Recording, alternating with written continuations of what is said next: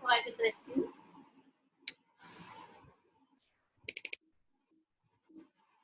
So I told you the type of questions that you should have in an interview in a questionnaire. We also said the type of questions that should be avoided, like we said, leading questions, loading questions in the sense that which attracts emotional, and then we said we will also avoid ambiguous questions, which means there is no specific answer. Like, are you interested in doing this? Now, when we said these things, we also said that questionnaire has to be constructed properly. I should decide on what information I need, and they should be given in a proper formats, proper sequence, and they should be given in simple terms. Like certain questions should be one question for several questions, and certain questions should be several questions for one question. And then I said socioeconomic status instead of saying that. I can ask them for income level, age, occupation, etc. And what kind of questions I should be having? Open-ended, closed-ended. If it is going to be yes/no question, or pictorial question, or a multiple choice question. Should be very careful when I got the questions. I need to be wording them in a lucid language, in the sense easily understandable language. And also I should be careful about usage of words. Certain words should be avoided, certain words should be, certain words can be used.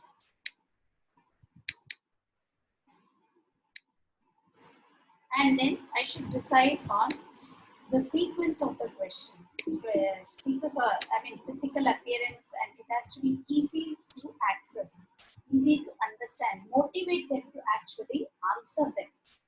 So initially I will draft the questionnaire, I will read through it, and I may even try it out with a few samples, and then finalize it and start sending it out to the actual samples. And as I said, schedules are set of questions that are responded or filled in by enumerators or researchers, and then they are also questions, but then the respondents don't fill them up directly. There's only those enumerators or people who are actually trained to collect data, they collect them. Like for example, your population census every 10 years that you have are collected by enumerators. So what is the difference between a questionnaire and a schedule? Is questionnaire, respondent himself responds. Whereas if it is going to be a schedule, it is an enumerator or the researcher who is going to respond. Coverage is going to be wide coverage, because questionnaires can be made, the enumerator doesn't have to physically be there to collect it. Whereas if it is going to be a schedule, enumerator has to be physically there, researcher has to be physically there, and he has to fill it in, he has to be trained, and all these things are going to cost. And coverage wise also, questionnaire has a wide coverage and this one has a narrow coverage, because every time I cannot be traveling to different places, therefore coverage will be limited. Time taken, response time taken is very high. यहाँ पे questionnaire takes shorter time, whereas this takes a very long time, because I need to depute investigators or enumerators to collect data. You'll have to physically go to the respondent's place and collect. Degree of response, again, in the case of questionnaire, it is less, because I may also tend to ignore. Who will fill initially? Earlier, it used to be posting the questionnaires, who will post the questionnaire, etc. Or even if it is going to be a Google questionnaire, I may tend to ignore it. Whereas if it is going to be enumerated response from me, I will sit and answer the person who is questioning me. Quite often you see in the malls, they are going to fill in a, people are going to approach you, they are going to ask you, why do you like Maggie? If Maggie comes in this flavor, how will you feel, etc. Where trained personals are recruited for this, and they sit and fill it up for you. Therefore, degree of response is very high, because focus is more. Quality of response in the case of questionnaire may not be that high, because certain questions may be understood, may not be understood, and you may even tend to ignore. But in Google form, majorly it is not possible because once you fill all the questions, it doesn't go. So just to fill it up, you may fill it even with XYZ and then send it. Whereas in the case of a schedule, investigator guides the respondents on understanding the questions in the right context. If you don't understand, he sits and explains you what it means. He tries to tell you, if you go through this, if this happens, what will happen, right? Again, respondent should be literate in the case of questionnaire, and he should cooperate, he should spare his time. Whereas in the case of enumerator, filling up or schedule being filled up, you don't need that much of literacy because the questions are going to be spelled out to you, explained to you. And then the sample coverage, if you see. Here I can, in the case of questionnaire, sample coverage is very, very wide. I can cover a lot of people. Whereas in the case of interview schedule, sample coverage is not that much because the enumerator has to go physically to a lot of places. I cannot appoint a lot of enumerators because it is going to be again expensive for me. And here in the case of preconditions for use, as I said, again, accuracy of information in the case of questionnaire. Questionnaire is less accurate because the respondents, you don't know in what mood they are filling up. If they really understood the question, if they really feel like answering it, or just because I'm your close friend, you fill it up for me and then you send, but then you don't mean to respond that way. Whereas in the case of schedule, the accuracy is very high because the enumerator sits before you, questions you. Talking about the presentation, questionnaire's presentation has to be proper. It has to look neat. It has to look attractive enough. It should be motivating enough to make the respondents win. Whereas interview schedule, it is fine even if it is not neat because he may bring it in a rough paper and then he may respond. You may fill in your response. So therefore, there is no such requirement.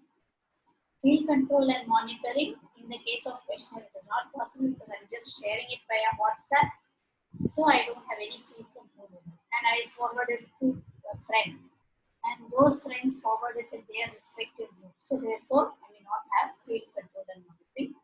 But in the case of interview schedule, the field control and monitoring is possible because there is an enumerator sitting before you. He is eliciting the response from you and filling it for you.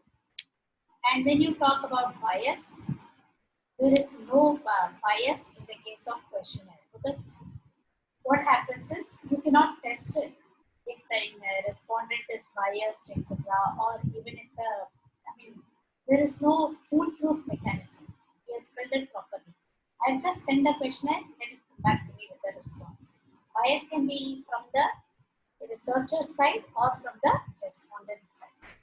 Whereas when you talk about investigator, here, in the case of schedule, investigator is trained and therefore he knows even if the information is biased, he accordingly records it. Like for example, if it is going to be a psychometric study, the way you respond, the way he is taking down your response is going to be different from what you, if he feels it is not true, he may take it the way it is to be taken down.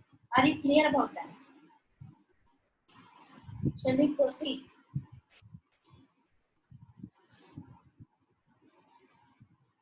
Any doubt?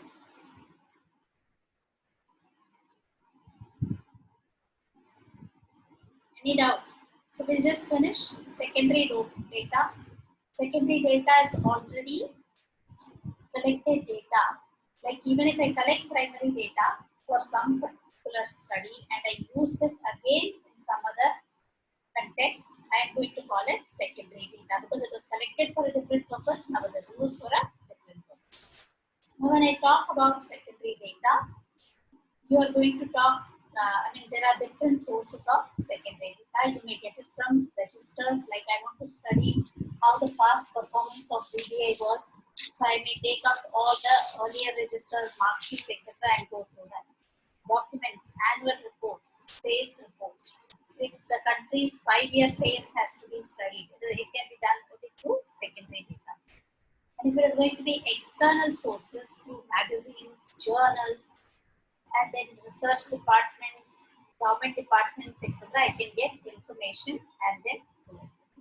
Like exactly, I mean, what exactly I should consider before taking secondary data? What products are included in statistical classification? Year-wise classification, quarterly classification. Is it exactly what I want? And then who has actually collected the data, for what purpose he has collected? And is there like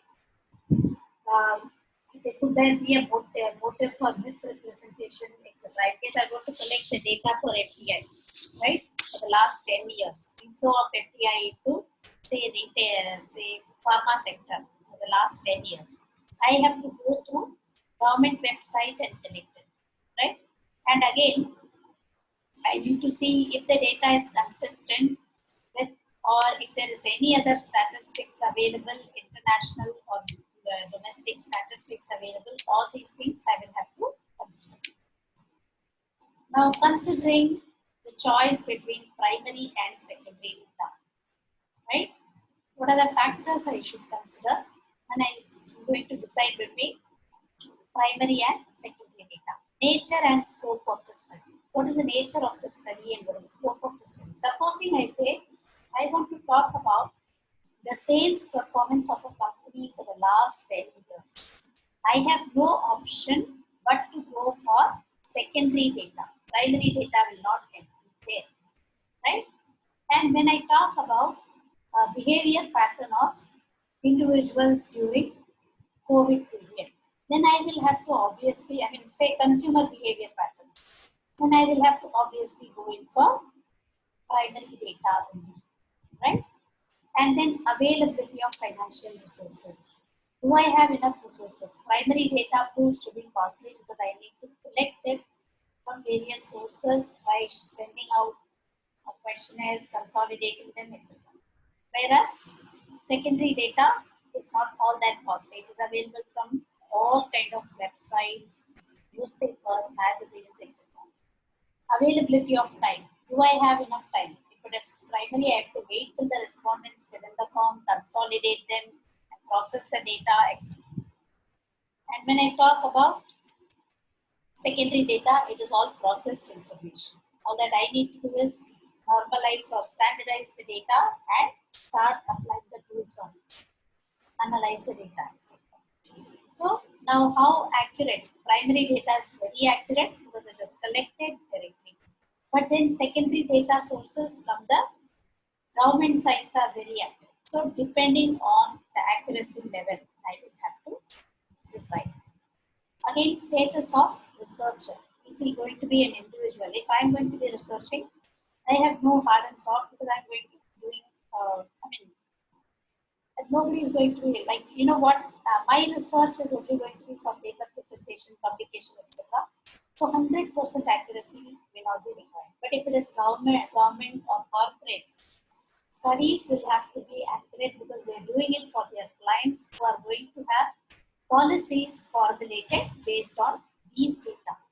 So based on these factors, one has to decide if he should actually go in for secondary data for his research or if it is going to be primary data that he can go in for. I hope I am clear.